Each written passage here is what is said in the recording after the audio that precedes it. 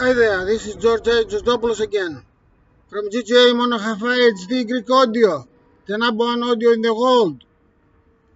And today we're gonna look at what is electricity, another take from a different perspective, view, or whatever.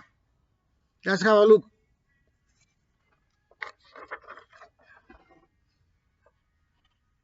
As you can see here we've got difference of potential. Even the charges are the same. Still there is current flowing.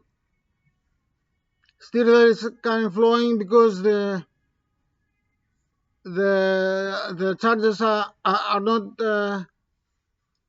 at the same potential. Charges going here, negative charges, still current flows. Negative here, positive here, negative here, still charges flowing because this is bigger and this is smaller. And here we've got charges. This is charges. And still current flows in these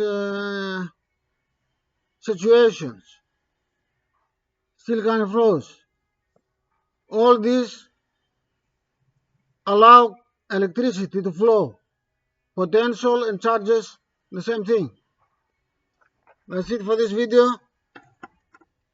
Please subscribe to my channel. You're gonna get the truth. You're gonna get the knowledge. Thank you very much for viewing my video and listening to my video. See you in the next video. Bye for now.